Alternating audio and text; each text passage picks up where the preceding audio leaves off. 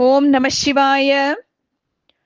முனிவரே, க்ஷத்ரியனானவன் அரசியல் விஷயத்தில் பரிபாலிக்க வேண்டி அநேக தீய செயல்களை செய்தாலும் அதனால் விளையும் பாவங்களை ஒழிக்க அநேகம் யாகங்களையும் சிறந்த தானங்களையும் செய்ய வேண்டும்.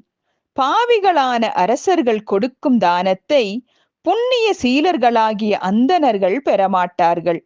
பாவிகளான அரசர்கள் நாள்தோறும் தானம் செய்து தமது பாவங்களை போக்கிக் கொண்டு வருவார்களானால் புண்ணியர்களான அந்தணரும் அவர்களிடம் தானம் பெறுவார்கள்.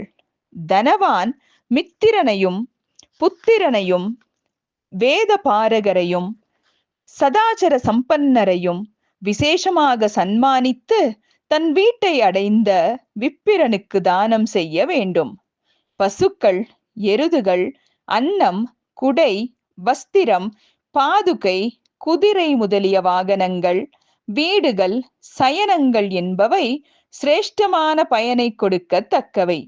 பிழைக்க வழியில்லாத பிராமணருக்கு பிழைக்க வழி செய்வானாகில் எல்லா பாவங்களிலிருந்தும் நீங்கி ஸ்வர்க்கம் அடைவான். தன் ஊழியக்காரரை புத்திரரை போல அன்பு பாராட்டி நடத்த வேண்டும். தன் குடிகளை தன் சேவகராக மதித்து பரிபாலிக்க வேண்டும். வேதியர் யோக சேமங்களை நாள்தோறும் விசாரித்துக் கொண்டிருக்க வேண்டும். குடிகளை வருத்தி விசேஷமாக வரி முதலியவற்றை வாங்கி கஷ்டப்படுத்தும் மன்னன் பெரும் பாவியாக அழைக்கப்படுவான். நியாய மார்க்கமாக வரி வாங்கி தான தர்மங்களை செய்யும் அரசன் கொடுத்த தானம் சிறிதாயினும் மேலோர் அதையே அனந்தமாக கொள்வார்கள்.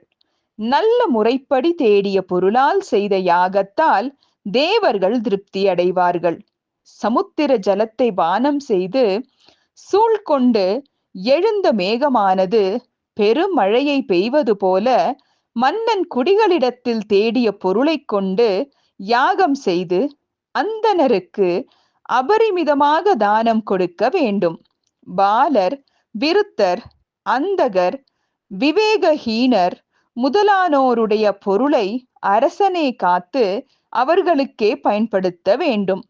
பூமியில் புதைக்கப்பட்டிருந்த பொருளையும் தானாவது பெரியோராவது தானம் செய்த பொருளையும் அரசன் ஏற்க கூடாது.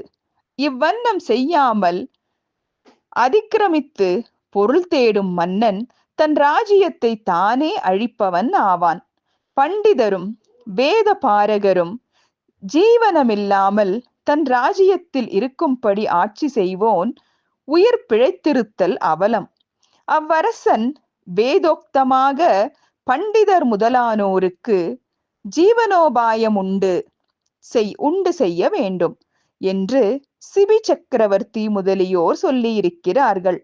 இவ்வாறு செய்யாதவனுடைய ராஜ்யத்தையும் குடும்பத்தையும் வடவாமுகாக்னி தகித்துவிடும்.